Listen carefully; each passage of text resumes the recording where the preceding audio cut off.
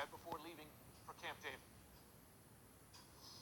He said she was drinking a little bit, and she was with reporters, and everything she said was off the record. That still doesn't really cover for it.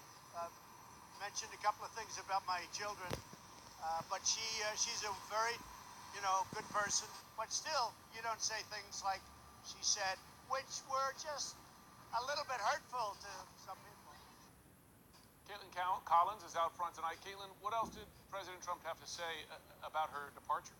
Yeah, Jim, he said that conversation had just happened before he came out to speak to reporters, of course, acknowledging her drinking, acknowledging that she said things about his children. And while at times he said the media was to blame in part because it was supposed to be an off-the-record dinner where those comments were not supposed to be revealed, he did go back and focus on the things that she said, saying that those were not things he felt that were appropriate for her to be sharing with reporters, regardless of whether or not it was off the record or on the record. And he talked about that.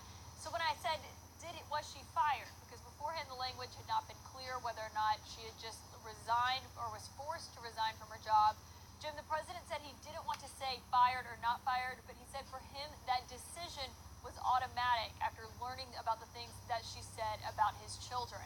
Now, of course, part of those reports were that she had made derogatory comments about Tiffany Trump, his youngest daughter. When he was asked if the things that she repeated, saying that the president had said those things were true, the president denied it and said they were not, and he talked about his daughter Tiffany Trump and said he was going to call her after he finished speaking with reporters there on the South Lawn, though it didn't sound like he had spoken with her yet about it. Yeah. Caitlin Collins at the White House. Out front now, White House reporter for Politico, Daniel Lippman, and White House reporter for the Wall Street Journal, Michael Bender. Daniel, you broke the story of exactly what it was that Madeleine Westerhouse said about Trump's children. Tell us the details.